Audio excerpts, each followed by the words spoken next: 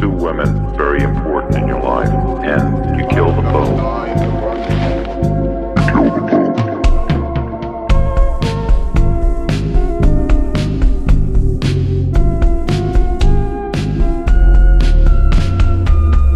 Basically, I was a normal person. E aí, galera, do Apenas um Podcast, como vocês estão? Bom, Marisa, vou ser sincero que sua voz não tá na flor da idade, sabe? Não, já viu dias melhores, mas tá bem melhor do que tava antes, assim, antes você não tinha voz, mas agora você tem um pouco de voz. E sim, gente, eu não obriguei a Marisa. Eu até falei pra ela, se você não quiser gravar, não tem problema, eu acho um outro caso e a gente grava, eu gravo um outro caso. Pra quem não sabe, eu gravei sobre mistérios náuticos com o ChatGPT, então vocês conheceram a minha voz robótica, eu me senti meio que no Doctor Who. O nosso editor está de muito parabéns, como vocês sabem, a gente é editado agora pela Wipod, então o nosso editor maravilhoso fez a edição, eu fiquei parecendo um robô, achei super legal, então ouve lá. E sim, Marisa, uma das coisas que eu achei mais engraçada hoje foi você falando, Thiago, eu consigo gravar, eu não estou mais com a voz do Catra. E eu confesso que eu dei um pouco de risada disso. Ai, gente, é que assim, tá menos pior do que estava antes. Antes que venham me corrigir, eu sei que menos pior, teoricamente, não existe no português, mas eu adoro usar essa expressão. É que vocês não têm noção como é que tava antes. E eu adoro que isso sempre acontece em momentos da minha vida que eu tenho que falar. Que eu tenho uma festa, que eu tenho uma coisa, minha voz some, gente. Mas é a vida. Então assim, gente, desculpa minha voz tá esquisita, mas eu quis realmente vir gravar porque eu já tava num nível assim de saco cheio, porque tem que descansar a voz e não sei o quê. Mas ela tá bem melhor, eu não tô com dor, eu não tô com nada, é só a voz que tá esquisita. Tô tomando bastante mel, tô tomando os remédios, fui no médico e tal, um médico meio estranho, mas tudo bem. Estamos aqui para gravar mais um episódio para vocês, que vai ser sobre o caso do Joseph DeAngelo. Talvez por nome assim você não conheça ele, mas tem muitas chances de você já ter ouvido falar sobre o The Golden State Killer, que até há pouco tempo atrás era um caso sem solução. Foi solucionado bem recentemente e ele era quase um zodíaco. A gente estava comentando isso antes de começar o caso, né? Sim, que ele era um dos casos, assim, que era muito comparado com o Zodíaco. Tinha essa vibe meio Richard Ramirez, porque, como vocês vão ver, ele também fazia muitas invasões. Mas era uma coisa que, tipo, os detetives, eles meio que tinham uma pessoa, eles meio que tinham um retrato falado, só que nunca batia nada. Então era considerado, eu lembro que esse caso foi resolvido há não sei quanto tempo, eu não lembro ao certo quanto tempo, mas eu lembro que antes dele ser resolvido, era tipo assim, um dos casos que a galera ficava chocada, porque tem um nível de brutalidade muito grande, e pra variar, né, Marisa, onde que esse caso acontece? Na Califórnia, gente, que também é conhecido como o Estado Dourado, né? Por isso que é The Golden State Killer. É realmente assim, hoje, inclusive, eu aproveitei que eu ainda tô sem voz, eu fiz vários roteiros, eu pesquisei, né? Tipo, por que Estados Unidos, por que Califórnia? Não consegui achar uma explicação muito clara do porquê disso, né? Mas, quem sabe, né? Um dia a gente para, pesquisa e tenta descobrir. Descobrir, acho que a gente nunca vai saber, a gente consegue teorizar.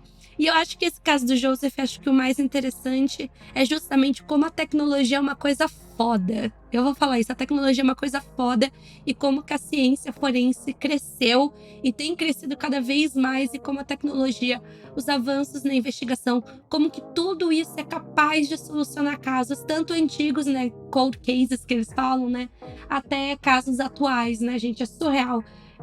Mas acho que é isso, acho que a gente pode ir pro podcast. Lembrando sempre de dar 5 estrelas, avaliar a gente, participar das enquetes que a gente coloca no Spotify, compartilhar com seus amigos, tirar um print, marcar a gente nos stories que a gente sempre reposta, seguir a gente no Instagram, @apenazumpodcast.com. E se você quiser dar uma outra ajudinha, você pode mandar um pix pro e-mail contato apenazumpodcast@gmail.com. Esse foi o Merchan. Podemos ir? Só falando que você não estava aqui semana passada, mas tudo o que você falou tem um nome agora no podcast. Se chama o nosso plano de dominação mundial. Então, por favor, ajudem no nosso plano de dominação mundial para que Apenas um Podcast seja mais divulgado e chegue a mais lares para que a nossa dominação continue, se espalhe. E a gente quer trazer em breve algumas coisas diferentes Esperamos que vocês gostem. Então vamos lá, podemos ir? Atenção! O episódio a seguir contém cenas de descrição de violência física, psicológica e sexual. Se você não se sente bem em ouvir esse tipo de história, talvez seja melhor pular e ouvir outro podcast. O aviso de gatilho foi dado, então agora você continua por sua conta e risco. Antes da gente falar do cara que eu falei lá no começo, Joseph DeAngelo, eu quero que vocês esqueçam esse nome. Joga no lixo, depois a gente vai retomar. A forma que eu construí esse roteiro é pra gente entender o pânico que foi instaurado na época, como esse caso se tornou um cold case, né, que é um termo que eles usam assim para casos frios, né, que não tem notícia, né, casos sem solução, que não sai nada, até como que houve o desfecho, porque eu acho que dessa forma fica muito mais interessante e faz muito mais sentido pra gente entender como que foi o pânico na época, como que a polícia lidou. Então, assim, a gente não vai falar, vai ser ao contrário do que a gente geralmente faz, né? Vocês sabem que geralmente a gente começa com a biografia, mas hoje a gente vai começar lá no ano de 1976. E o que estava acontecendo nesse ano e na área de Sacramento, na Califórnia? Tinham várias vítimas que geralmente eram mulheres que moravam sozinhas, não tinham muitas rotas de escape para a própria residência. O que era de escape? É janela, porta, umas portinholas, por exemplo, tipo varanda, sabe? Então, ele tinha muita questão do crime sexual. Ele sempre estuprava, violentava essas mulheres. E aí ele ficou conhecido como o estuprador da Zona Leste. E uma coisa que eu percebi na investigação é que muitas pessoas acreditam que ele chegava a invadir a casa dessas pessoas antes mesmo do abuso. Então, tipo assim, um dia antes, era lá invadir a casa e ele já meio que preparava o terreno, vamos dizer assim. Se ele achava alguma arma dentro de alguma cômoda, ele ia lá e tirava todas as balas para a pessoa não conseguir se defender, ou até mesmo ele deixava uma janela aberta, que mostrava que era um crime premeditado e que a pessoa pensava muito antes de agir, né? Isso sempre foi uma coisa muito destacada no caso dele, porque tanto que desde o começo dessa investigação, porque assim, a gente tem que entender que estupro é uma coisa que a gente tem que entender que tem muita subnotificação, né, Marisa? Porque, tipo, tem toda uma questão de estereótipo, então a polícia acha que teve muita subnotificação, que tipo, teve outras pessoas que foram vítimas dele e não chegaram a ir para a polícia para denunciar. Mas as que denunciaram, eles começaram a ver que era uma pessoa muito frio, muito calculista e que acreditavam ter treinamento militar para ter esse background de saber reconhecer o lugar, conhecer o padrão da pessoa, saber exatamente quando ela estava sozinha e quando a vizinhança estava tranquila. Então ele conhecia os padrões. Então a polícia já meio que tinha uma noção que era uma pessoa mais ardilosa, era uma pessoa que sabia o que fazer e como não chamar a atenção. E diz todos os relatos, todos os podcasts que eu ouvi, que era um negócio, tipo, ele parecia uma sombra, era uma coisa bem assustadora. Cara, imagina o pânico que deveria ser, sabe? Porque, sei lá, é um terror que eu tenho de acordar e ter uma pessoa aqui no meu quarto, sabe? É um medo que eu tenho. Nossa, e uma coisa que eu vou falar, um dos melhores podcasts que a gente gravou esse ano foi o do Mr. Cruel. Eu já sei o que você vai falar. Eu dei a risada porque eu vi o story que você postou. Eu sei o que você vai falar e eu concordo. Toda vez que eu vejo aquela máscara, me dá ruim, sabe? E eu não sou, tipo assim, eu não sou a primeira pessoa. Já vieram falar comigo nas DMs e tal, tipo, nossa, sério, me dá um ruim. E de fato, me dá um ruim ver aquela máscara. Só de pensar numa pessoa, sei lá, no meio da noite, uma pessoa chega do nada. Sério, tipo, eu cairia duro. E pensa que o Mr. Cruel era com criança. Com criança. Então, imagina o terror, gente. Cara, é muito bizarro. E é uma coisa também que, querendo ou não, é um pouco difícil pra gente que é brasileira associar, que tem lugares que tem casa que não tem muro, que tem lugar que o pessoal não tranca a porta. Porque às vezes eu tô contando alguns casos que aconteceram. Tem alguns casos que eu conto que é na Europa e o pessoal, mas como que entrou? Eu falei, não trancava a janela, né? E tipo assim, é bizarro pensar nisso. E eu também gostaria de aproveitar esse momento, né? Falando que você pode denunciar o seu abuso se você estiver passando por alguma coisa, ou se você conhece alguém que está passando, você pode denunciar de forma anônima. Infelizmente, tem muito esse problema de casos de abuso sexual, né, de estupro contra menores, contra mulheres, de não ser denunciado. Você não precisa ter medo, vai e denuncia, ou denuncia de forma anônima, se você souber que alguém tá passando por algum problema. Só não deixa essa situação acontecer, tá bom? O recado do dia é esse, tá bom? É o Disque 100, pra quem não sabe, se não me engano, Diz que sim. Disque 100, tá? Para violência sexual infantil, então denunciem, é importante, não fiquem calados, beleza? Valeu! Então vamos lá, né, gente? Então, quando ele invadia a casa, e como vocês perceberam, tinha toda uma premeditação, ele primeiramente abordava a mulher enquanto ela estava dormindo. Por isso que o pessoal falava que parecia uma sombra, e ele costumava já jogar uma lanterna na cara da pessoa. Eu, por exemplo, eu era uma criança meio burra, eu adorava enfiar a lanterna no meu olho. Vocês sabem que quando isso acontece, você não consegue enxergar direito nada. Você fica meio desorientado. Você fica desorientado, então imagina um maluco entra na sua casa, já joga a lanterna na sua cara. Você não consegue enxergar você mesmo direito, você não consegue enxergar a pessoa. Então ele já enfiava a lanterna na cara da pessoa, amarrava ela, e se houvesse um homem junto, né, fosse um casal que estivesse ali na cama, primeiro, cara, essa parte foi a que eu achei mais surreal. Ele amarra uma das, tipo, que eu pensei assim, o quanto. É que eu sempre falo, não sei o que é pior, se é o serial killer organizado ou se é o desorganizado. É porque o organizado, dependendo da situação, ele é tão organizado, mas tão organizado que dá medo. Porque, tipo assim, a pessoa parou pra pensar nisso. O desorganizado parece que é muito passional e o organizado parece que é uma coisa muito metódica. E sim, e diz que ele era muito agressivo com os homens. Tipo, que ele chegava a dar coronhada, que ele chegava a bater, que ele amarrava muito forte pra, tipo, a pessoa não sair. E aí outra coisa que a polícia colocou como possível formação militar, porque ele sabia dar nós muito precisos. Tipo, ele dava nós de ou eu não sei se é marinheiro, mas tipo, ele sabia dar nós diferentes, sabe? Então é outra coisa que chamou a atenção da polícia, né? E aí ele sempre era muito brutal com as mulheres também que tinham um casal, né? Sim, e o que eu tava falando, que eu acho que é o que faz essa questão de parar pra pensar em todo o planejamento que ele tinha na cabeça dele. Quando ele amarrava o homem, ele botava o cara no chão e colocava uma pilha de pratos nas costas dele. Aí ele falava que se ele ouvisse qualquer barulho dos pratos caindo e por aí vai, ele mataria todo mundo ali na casa, né? Então pensa nisso, tipo assim, o homem que estivesse ali não ia poder defender a esposa dele, a mulher também não ia conseguir fazer nada. Ele ia numa vizinhança em um momento que tivesse calmo, então os vizinhos provavelmente não iam ouvir absolutamente nada. Então, assim, é muito bizarro. É muito bizarro. Só que, assim, esses casos de abuso sexual estavam acontecendo pra caramba, até que aparentemente eles tiveram o seu fim em 1979. Os investigadores não tinham sequer ideia do porquê aquilo estava acontecendo. Vale lembrar que nessa mesma época, além de ter várias casas invadidas para que as mulheres fossem estupradas, também tinha várias casas que estavam sendo invadidas simplesmente para serem roubadas. Então estava acontecendo muito roubo à casa. E até esse primeiro momento a polícia não tinha associado que era uma pessoa só que estava fazendo as duas coisas. Eles achavam que se tratava de dois criminosos diferentes. Então, tipo assim, era uma onda de crimes que estava acontecendo na Califórnia, naquela região de Sacramento, que é uma região puta que pariu, desculpa.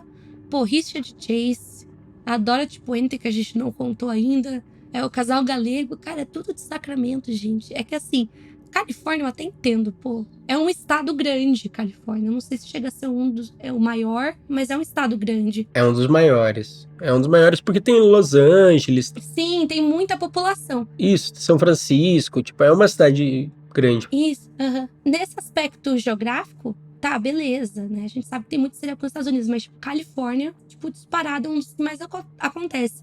Mas Sacramento é uma cidade, sabe? Até meio bizarro, cara, que a reputação. Tanto que lá nos Estados Unidos eles realmente chamam Sacramento de a cidade dos serial killers, porque teve muito caso que ou aconteceu 100% lá, ou que, tipo, a pessoa passou por lá, então é muito bizarro. Só lembrando que Sacramento, pra quem não sabe, é meio que a capital da Califórnia. Então, só pra vocês saberem que ela é a capital do estado. Ela é como se fosse, não sei, uma cidade grande, vamos ver. Ela é como se fosse uma Minas Gerais, Brasília, São Paulo. Ela é uma cidade grande dentro dos Estados Unidos, né? Não é a maior, mas é uma das maiores. Porém, o próximo capítulo dessa história vai ficar cada vez mais obscuro, né? Porque na mesma dimensão que eu falei que, de repente, os abusos sexuais pararam de acontecer, ou pelo menos pararam de ser notificados, logo em seguida, uma onda de assassinatos começou a se espalhar pelo estado da Califórnia, né? Por isso que por muito tempo ele ficou conhecido como The Golden State Killer, que a gente disse lá no começo, que a Califórnia é conhecida como o Estado Dourado, lá nos Estados Unidos, e por aí vai.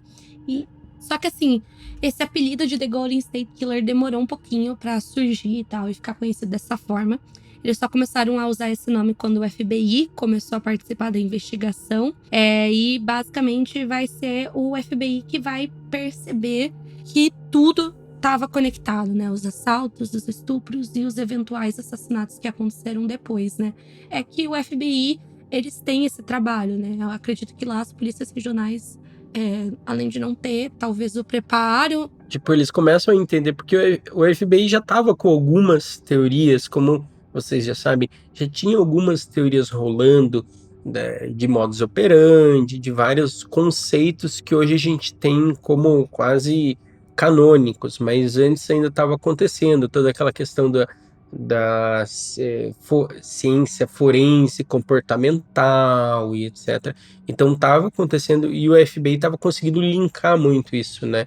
Aparece muito em Mindhunter sobre essas coisas que, tipo, essas coisas dispersas que ninguém notava, mas aí chegava o detetive do FBI e ele conseguia conectar as coisas. E é meio que isso, ele vê um padrão de, digamos, quando a pessoa não é parada, ela começa a aumentar. Então, tipo, antes ela fazia roubo de... Pelo que eu sei, ele roubava algumas roupas, alguns objetos pessoais, algumas coisas pequenas. Aí começou com essas questões dos estupros, e aí depois foi para os assassinatos. Então, tipo, eles viram um grau de evolução nisso que as outras polícias não estavam vendo, né? Sim, é que eu tava explicando, né, que geralmente esse é o trabalho do FBI, né? O FBI geralmente ele entra pra fazer essa avaliação, até mesmo a perfilação. E, cara, vou ser sincero, eu acho muito foda essa coisa da perfilação. Porque quem já leu os livros do Mindhunter, às vezes eles dão exemplos de alguns casos que eles investigaram. E, cara, é simplesmente olhando a cena do crime e o que aconteceu. Eles fazem a descrição completa da pessoa. E 90% das coisas estão certas. E eu acho isso muito incrível. Tipo, o quanto que isso é útil e quanto que isso é surreal, assim, tipo, a investigação em si. Eu fico muito chocada com isso. Inclusive, nesse caso, a gente separou um pouco da perfilação que o FBI fez, mas a gente vai trazer daqui a pouco. Então, assim, quando o FBI entra na investigação para tentar entender, principalmente dos assassinatos que estavam acontecendo, eles puderam perceber um modus operandi inicial. Muitos vizinhos da região, né, falavam que eles eram perseguidos e parecia que aquela pessoa procurava preferencialmente por mulheres que morassem sozinhas. Em várias ocasiões ele chegou a ser visto, inclusive uma pessoa até tentou seguir ele, porém o assassino conseguiu atirar nessa pessoa e ela ficou gravemente ferida, porém felizmente ela sobreviveu. Várias pessoas viram o assassino, mas parecia que ele sempre conseguia fugir. Ele sempre conseguia sumir. Ele sempre conseguia se esgueirar, era um absurdo. Isso eu também vi em vários lugares, que tipo, ele tinha essa habilidade de fugir que era um negócio até bem estranho. Eu ia comparar, tipo assim, que parece muito o caso do Scooby-Doo no começo, assim, que o monstro sempre some. É tipo isso, sabe? Sempre dava um jeito, o cara simplesmente evaporava. A pessoa via, puf, sumiu a pessoa. E outra coisa que a gente já mencionou anteriormente, que a maioria das vítimas falavam que ouviam como se uma pessoa tivesse entrado na casa dela, tipo, na noite anterior. Que mostra que realmente, possivelmente não, né? Foi comprovado, ele invadia a casa da pessoa antes do assassinato, pra reconhecer o ambiente e por aí vai. Lembra muito o caso do BTK, não tem como falar que não lembra, a gente lembra muito, porque os dois são serial killers organizados. A gente sabe que o caso do BTK, na prática, não dava da maneira que ele imaginava, graças a Deus, né? Na maioria das vezes. Não saía como ele planejava, mas ele continua sendo organizado. Mas o DeAngelo fica muito claro isso. Bom, e sobre o perfil das vítimas, o que o FBI determinou? O FBI meio que fez uma análise que as vítimas tinham idade aproximada entre 13 e 41 anos, incluíam, como a gente disse, mulheres sozinhas em casa ou mulheres em casa com filho, também tinha a questão de marido e esposa, só que ele meio que já sabia que ia estar com o marido e esposa, então ele sabia que ele ia abordar primeiro o marido, ele ia ter que, tipo, ele poderia ter alguma resistência, então ele sabia, ele verificava como era o ritmo daquela casa, quem eram os moradores, mas como a gente disse, ele tinha preferencialmente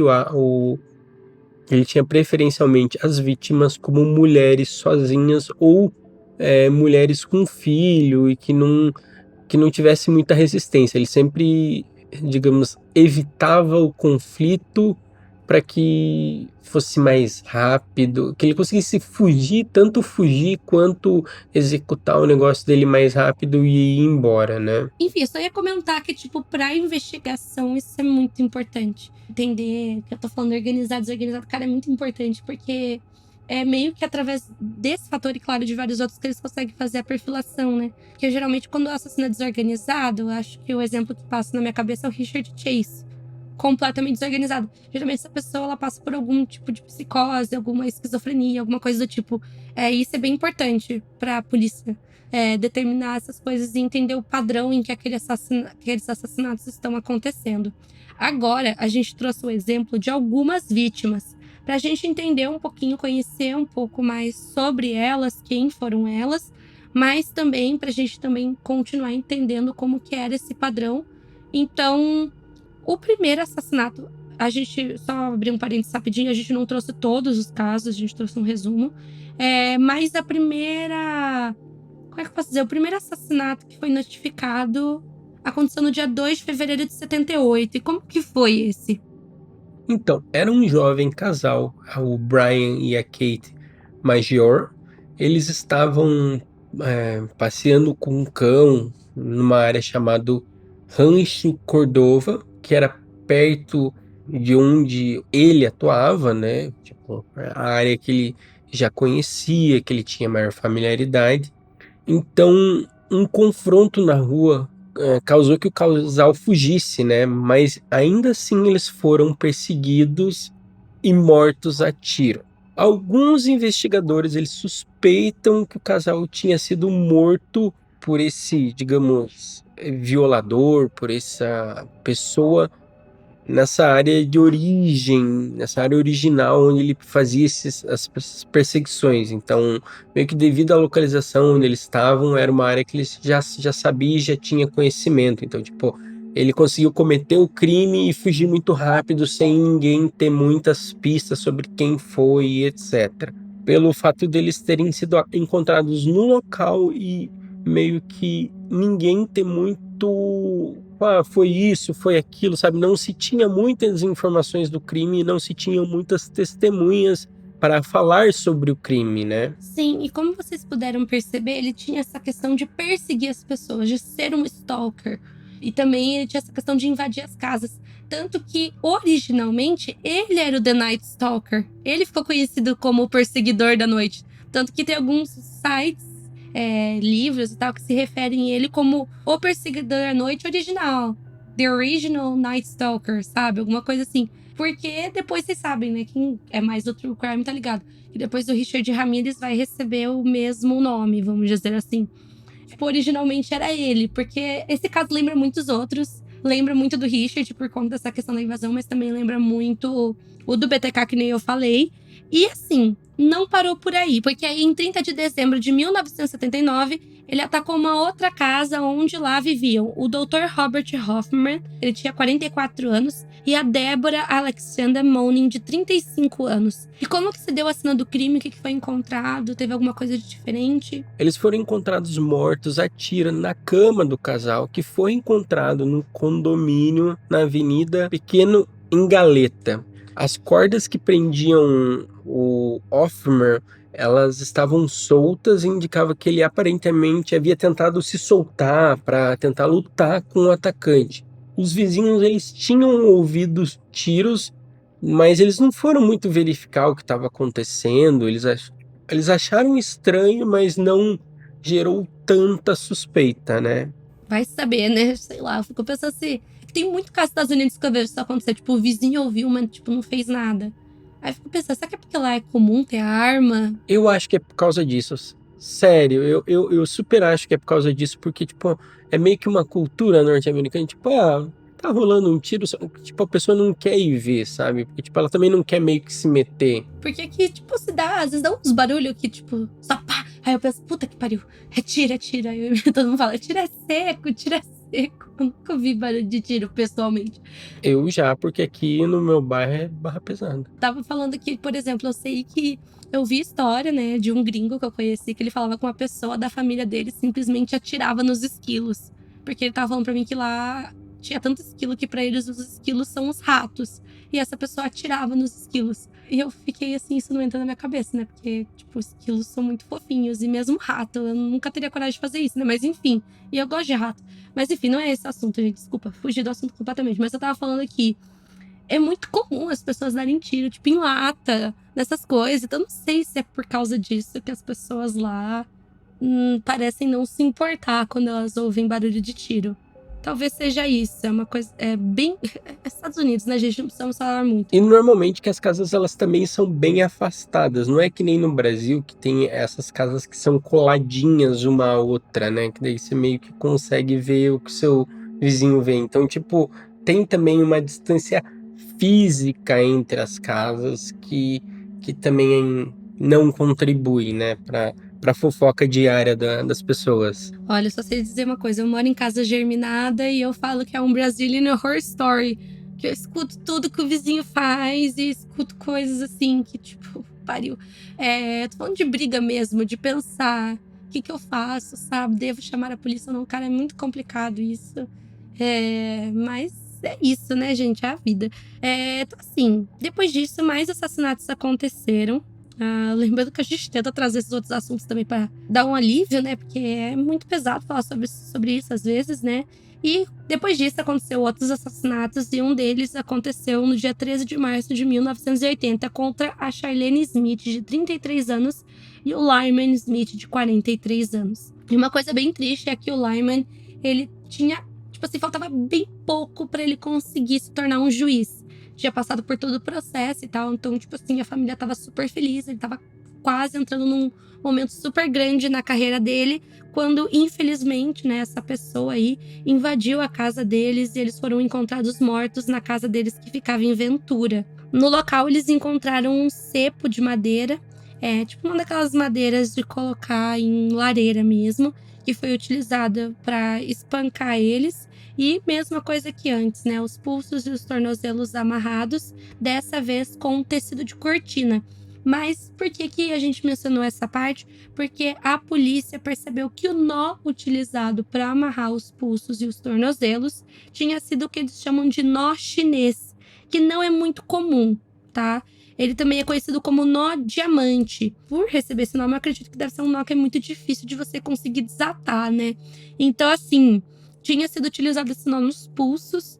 E é um nó, como eu falei, muito específico. Muito específico, assim, não é tipo uma coisa de senso comum. A pessoa tem que saber fazer esse tipo de nó. Novamente, isso é muito importante para a investigação. Depois disso, outro assassinato acontece entre o dia 26 e 27 de julho de 1981. Quem que foi? A Sherry Domingo, de 35 anos, e o Gregory Sanchez, de 27. Eles foram espancados até a morte na casa de Domingo, da Cherry, em Toltec Highway, em Galeta. Se vocês virem, é a mesma região. Tipo, a gente tá falando de vários crimes e elas sempre aconteciam meio que na mesma região. Então, alguns quarteirões ao sul da cena do crime da Hoffman e Manning, como uma ferramenta tirada de um pequeno abrigo no quintal, e o Sanchez também foi baleado, mas nesse caso ele não foi amarrado. Então você vê que é meio que o mesmo modus operandi. A pessoa vai, invade, prende essas pessoas, e sempre essa questão de ele é uma pessoa muito de oportunidade também. Por mais que ele seja organizado, ele vê os itens, as coisas que ele pode usar contra as pessoas. Então, às vezes é uma cepa, às vezes é uma ferramenta. Então, tem essa outra questão, né? Que ele sabia se adaptar voltar ao meio que ele tava, porque ele também já conhecia, né? Tem muito disso. Um dos últimos assassinatos aconteceu em 4 de maio de 1986 contra a Janelle Cruz. Ela tinha 18 anos e também foi encontrada morta dentro da sua casa. E, gente, foram 40 anos de investigação. E eu acredito, assim, que, claro, até eles conseguirem novidades, devia ser aquele caso que a gente sempre fala que quando o investigador caía nele, dava desespero, porque, tipo assim, não tinha nada, assim, de muito relevante que era encontrado na cena do crime que pudesse ser analisado no momento. Então, assim, o que eles fizeram, né? Os criminologistas, eles chegaram a encontrar algumas pistas, algumas provas, como eu falei pra vocês. Algumas pessoas chegaram a ver ele, mas ele sempre conseguia fugir. Então, retratos falados foram elaborados. E o mais importante, assim, que eles conseguiram fazer no começo foi criar um perfil psicológico sobre como que seria a pessoa que estava por trás desses assassinatos. Vale lembrar que até esse momento a gente não falou sobre quem era o Joseph DeAngelo e por aí vai. Então, assim, a gente não vai ler a lista inteira, porque, tipo, o perfilamento que eles fizeram desse caso é simplesmente gigantesco. A gente vai ler apenas algumas das coisas que estavam nesse documento, pra vocês depois, quando ouvirem a biografia do DeAngelo, ficarem, putz, grila. Que coisa maluca, né? Porque, assim, a primeira coisa que eles determinaram é que provavelmente o assassino era um homem branco. Eu já vi o wrestler explicar que geralmente isso acontece, esse tipo de crime mais voltado pro lado sexual, dessa coisa assim de invadir casa e por aí vai, ter a questão do estupro. Geralmente ele é interracial, que são pessoas brancas contra pessoas brancas, pessoas negras contra as pessoas negras, né? Então, geralmente, esse tipo de crime que acontece desta forma, eles conseguem determinar que daí vai ser o mesmo padrão da vítima.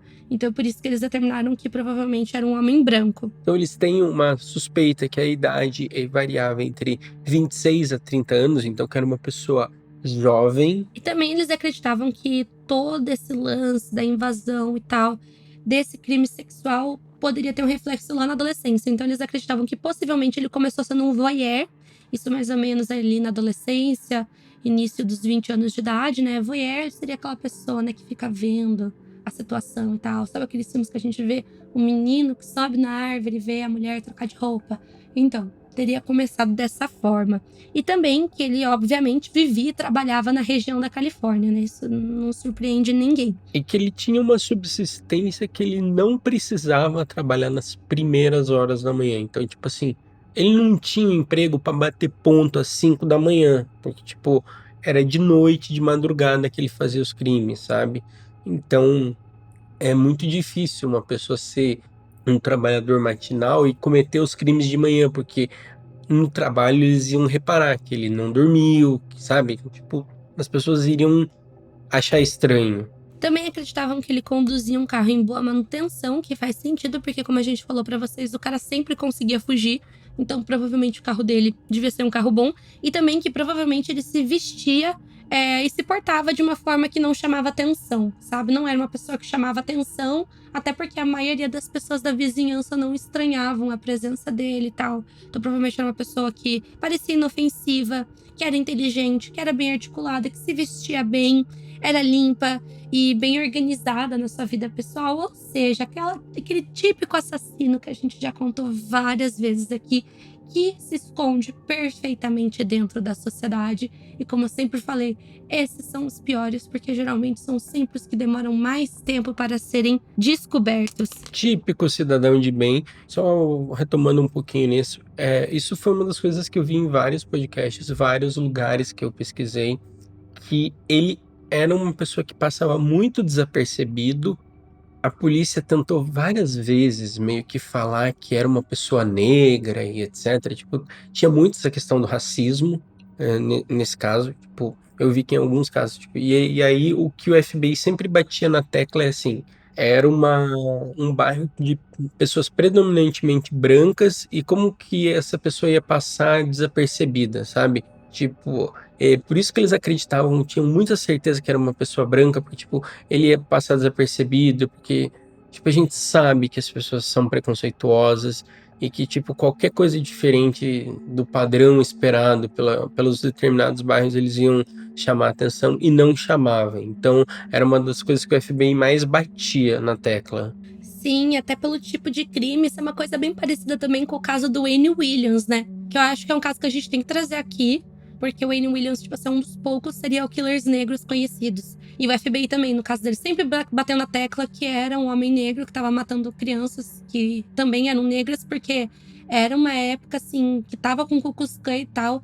Então, tipo, na cabeça que a investigação tava tendo na época, era impossível que uma pessoa branca entrasse nos bairros de pessoas negras, porque tinha essa divisão e ninguém perceber. Isso, tinha a questão da segregação racial. Tinha essa questão, então, tipo assim, era impossível e tal. Mas o caso do Wayne Williams tem várias outras polêmicas. Se vocês quiserem, a gente pode trazer. Eu acho que é um caso bem interessante, inclusive, porque tem essa coisa do será que foi ele? Será que não foi? Até os dias de hoje, né? Mas assim, né, voltando, né, provavelmente a polícia determinou também que essa pessoa não era casada ou não teve nenhum relacionamento tipo de longa duração e por aí vai. Poderia ser considerada arrogante, dominante, manipulador e até mesmo mentiroso compulsivo pelas pessoas. E uma coisa que era muito importante, provavelmente essa pessoa sabia como que a polícia, como que a investigação e como que a investigação funcionava, como que eles recolhiam provas, ou seja, sabia como a polícia funcionava. Por quê? Por quê? Porque ele nunca deixava digitais nas cordas. Inclusive, acreditavam que ele andava com uma luva. Era uma das questões que eles sempre achavam. Porque eles não conseguiam achar digitais nas cenas do crime. Sim, inclusive a polícia também achava que provavelmente ele continuaria cometendo crimes violentos até, enfim, morrer. Ou então ser preso e por aí vai. Não parecer ser o tipo de criminoso que é simplesmente parar. E assim, aquela coisa clássica também de sempre, que tem a questão do comportamento sexual desviante, né? De ser uma pessoa que tinha interesse por sexo extremamente violento, que odiava mulheres, era misógino e por aí vai. Inclusive, seria uma pessoa que era sexualmente capaz de manter uma relação, porém não queria que essa relação fosse consentida. E esse que é o problema, né? Inclusive, eu acho que seria muito interessante um dia se a gente conseguir achar um psicólogo pra gente falar sobre parafilia, que eu acho que é um assunto bem interessante. Mas voltando, né, gente? Isso foi, gente, só pro Thiago ter uma noção, que eu acho que ele não sabe. Nesse site que eu achei o perfilamento dele completo, eu peguei só o começo da lista, tá? E é gigantesca, gente. É gigantesca. Tem muita coisa aqui. É gigantesco. A gente não leu tudo. E assim, eles continuaram investigando, até que em 2018, olha só, gente, há pouquíssimo tempo atrás, a polícia começou a achar provas genéticas. Foram mexer no DNA, né, gente? Que é uma maravilha da investigação forense. A equipe foi liderada por um detetive chamado Paul Hollis e um advogado da FBI chamado Steven Kramer. Basicamente, eles encontraram algumas impressões genéticas do assassino assim, gente, o que aconteceu, basicamente? Vocês devem estar ligados nessa coisa de teste de ancestralidade e tal, teste genético. Por causa disso, a polícia tá tendo um banco de dados genéticos gigantesco, tipo, enorme. Tipo, porque muitas pessoas, inclusive, tipo, eu gostaria de fazer esse teste de ancestralidade e tal. Por causa disso, o acervo, vamos dizer assim, de material genético da polícia cresceu muito. E acontece que eles encontraram nesses arquivos uma impressão genética que batia com o suspeito do caso lá dos anos 80. Então, assim, no começo não era aquele DNA super completo, porém ele batia com 10 a 20 pessoas, no sentido que aquele DNA correspondia com essas 10 a 20 pessoas, no sentido que seria um parente dessa pessoa. Não necessariamente ela, mas seria um parente, alguém que tinha alguma coisa sanguínea por ali rolando, né? Então, a geneticista Barbara Ray Vender usou essa lista, né, com todas essas pessoas que o DNA batia para construir uma árvore genealógica, né, que é outra técnica forense que está sendo muito utilizada hoje em dia, que é uma técnica muito legal. E através dessa árvore genealógica, eles conseguiram fechar em 2 pessoas, 2 possíveis suspeitos, assim, que era o que o DNA fazia mais sentido e batia mais forte. E, basicamente, né, uma das pessoas foi descartada do teste, né, porque, explicando com palavras simples, essa pessoa foi descartada através do exame de DNA, determinava que aquela pessoa era parente do suspeito, mas não a pessoa em si. E nisso sobrou um homem chamado Joseph DeAngelo. A tecnologia e a ciência, né? Meus amores, palmas, né, gente? Que trabalho incrível! Que trabalho incrível! Eu acho a investigação Tipo, pena que foi muito demorado, né? Mas também pra época não tinha como fazer isso. Mas, cara, que foda. Eu adoro isso, gente, essa parte da investigação. Cara, como que consegue isso? Não, e isso a gente tem que dar palmas também para quem estava investigando na época, porque quem coleta as evidências é uma parte essencial para a gente saber de quem cometeu o crime, né? Porque como a gente fala até no BTK, se o policial vai lá e toma um suco que tá na cena do crime, literalmente você tá, tipo, acabando com evidências. Então, se você mexer no lugar da onde é a investigação, você mexe com o que pode ser a resolução de um crime. Então, é excelente. A polícia demorou, mas o caso foi resolvido porque teve competência investigativa, né? A polícia não teria conseguido chegar nesse nível se a investigação não tivesse sido bem feita. Sim, claro, teve, infelizmente, a limitação tecnológica que hoje em dia, graças a Deus, está sendo cada vez melhor. Imagina como é que vai estar daqui a alguns anos. E assim, gente, é muito importante. Tanto que uma vez numa live o pessoal perguntou: mas eles guardam isso? Guardam, gente, tem que guardar. Aí, tipo, o pessoal chegou a perguntar, tipo, mas por quê? Você, tipo, não tinha na época e tal, por que guardava? Era porque justamente muitos desses casos, a polícia sempre teve a esperança de que um dia a tecnologia ia crescer num nível assim que aquela prova que eles estavam recolhendo iria ajudar na solução daquele caso. Porque assim, nos anos 80, obviamente, eles já sabiam que era DNA, eles já tinham noção, mas vamos dizer que eles não sabiam ainda direito como aplicar aquilo de uma forma eficaz. Tanto que no outro caso que a gente falou do Andrei Tikatil, a gente viu que lá atrás eles já estavam tentando mexer com isso, mas infelizmente não é como hoje em dia, não era tão rápido, não era tão bem feito, não era tão estudado e por aí vai. Então, eles sabiam que aquilo poderia ser útil e eles guardaram por 40 anos e que bom que isso aconteceu, que bom que nesse caso, assim, infelizmente, houve a falta da tecnologia na época que aconteceu, mas felizmente foi possível fazer alguma coisa com o que foi recolhido lá atrás. E o que acontece, né? Eles ainda precisavam de uma prova contra o DeAngelo, né? Ele estava vivo e tal.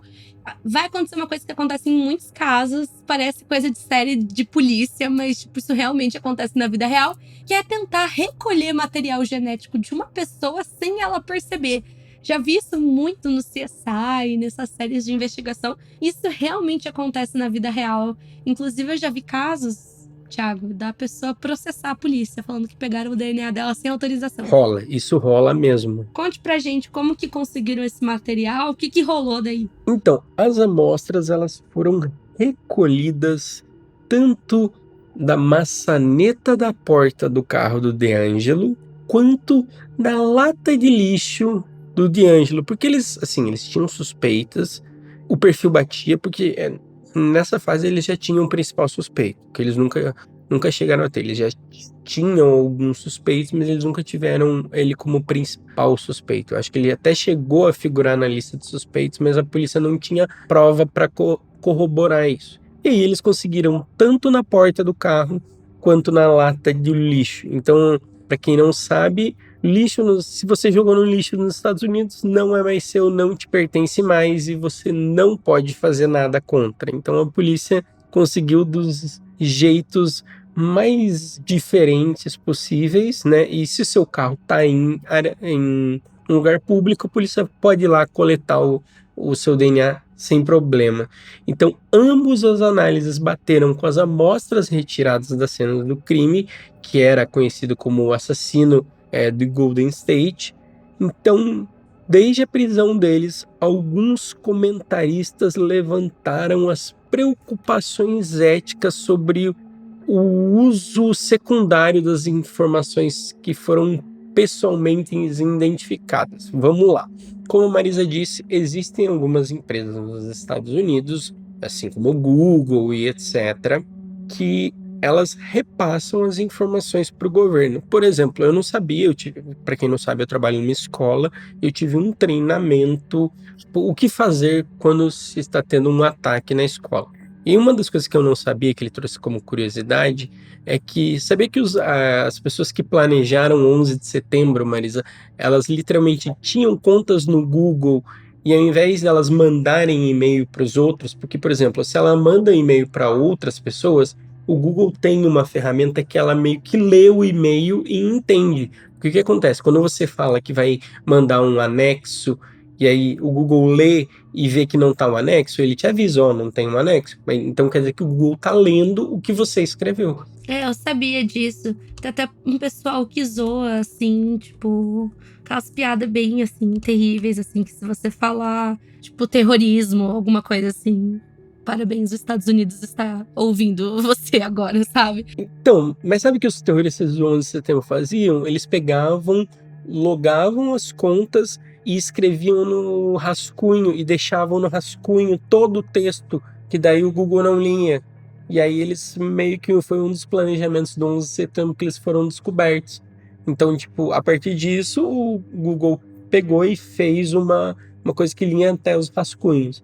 Então, é isso. Por exemplo, tem essa questão que você acha legal, você quer ver quais são suas origens, etc. Você faz essa coleta, só que você entrega para uma empresa privada e essa empresa privada repassa para o governo.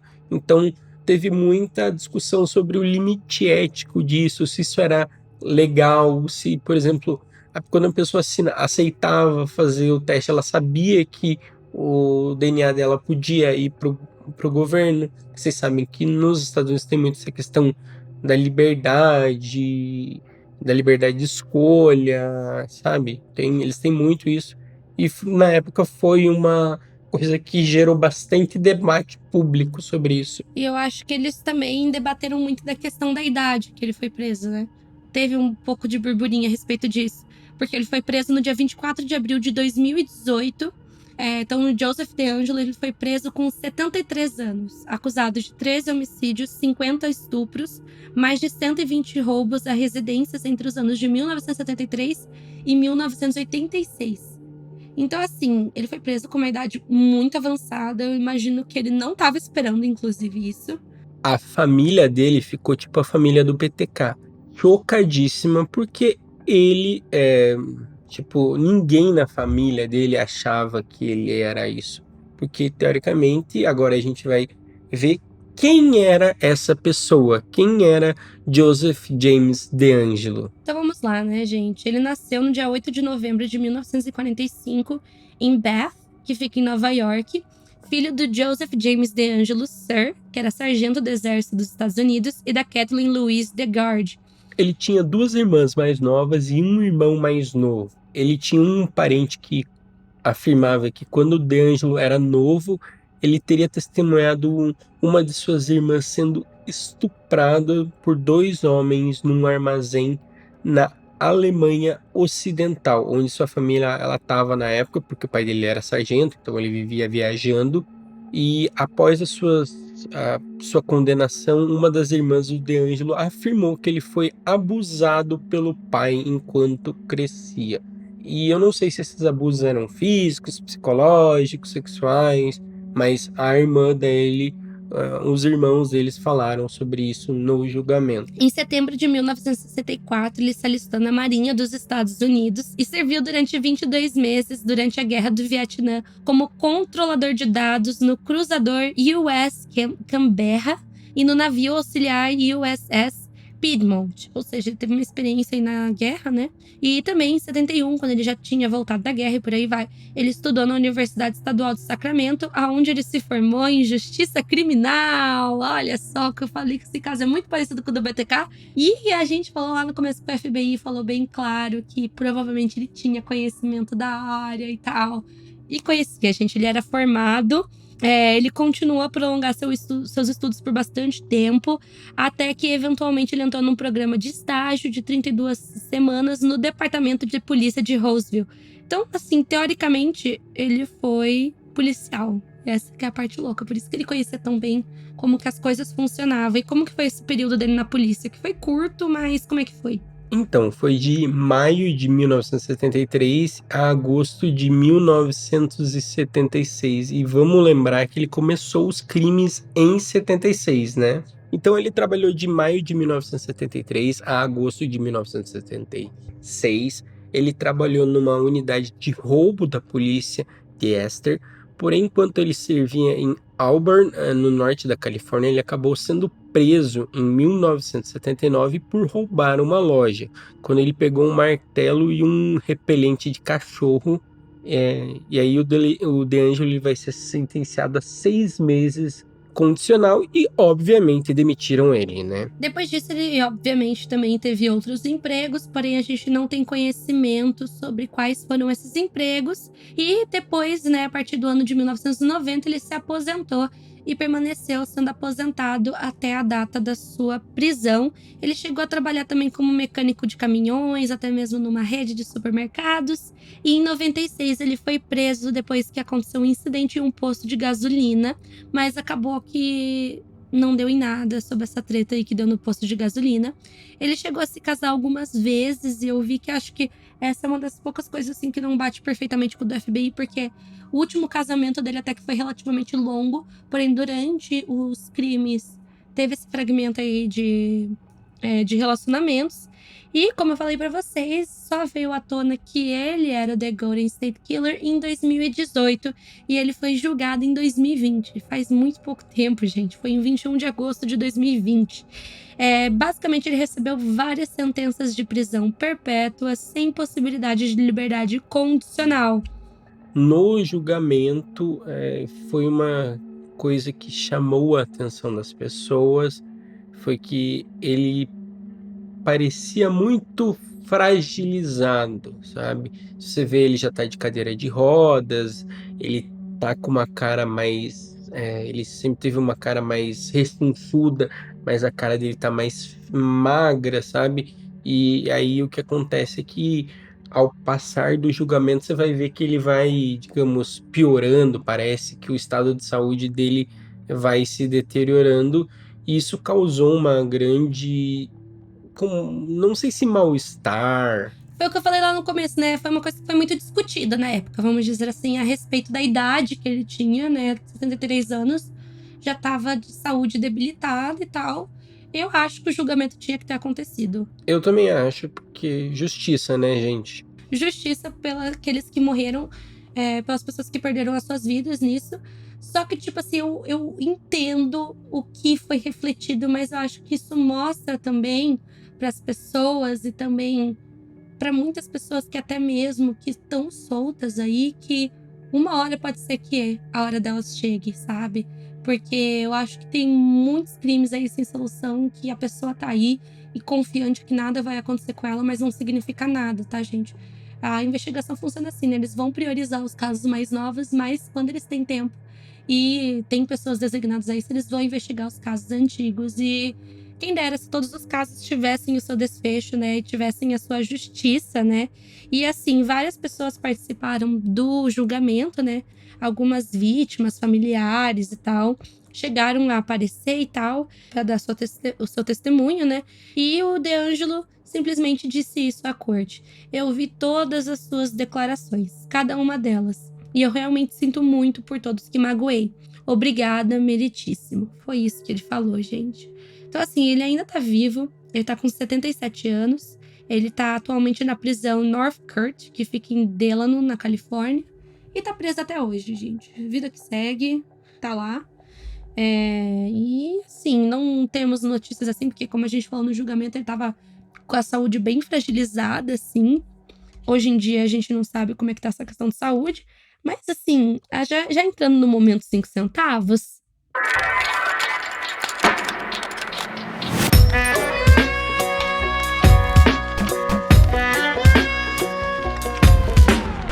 Sabe, né, Thiago? Claro que eu não tô falando que é o caso dele, mas sabe que tem muito serial killer que na hora do julgamento dá um jeito de parecer que é coitado, né? Não sei se é o caso deles. Olha, no caso dele, é porque assim, tem algumas imagens que ele aparece tipo de pé e etc. E já dá pra ver que ele já tá numa idade mais avançada.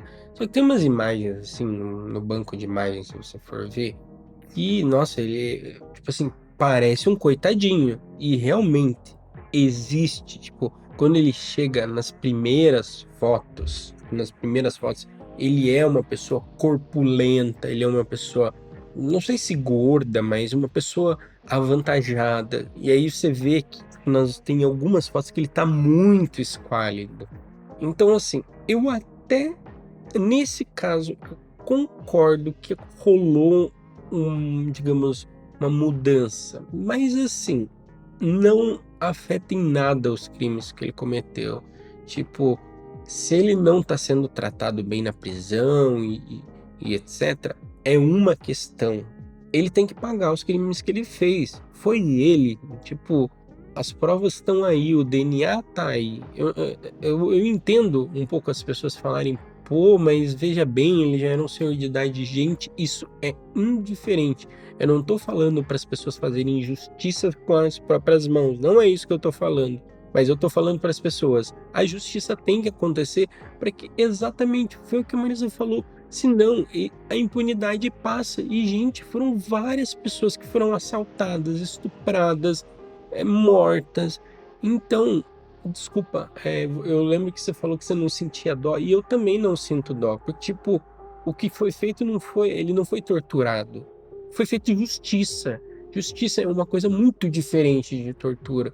Tipo assim, é muito diferente, sabe? Não, eu ia falar, e também tem uma questão assim que, tipo, cara, tá, ele é idoso e tal, eu não ia fazer mais nada, não sei o quê.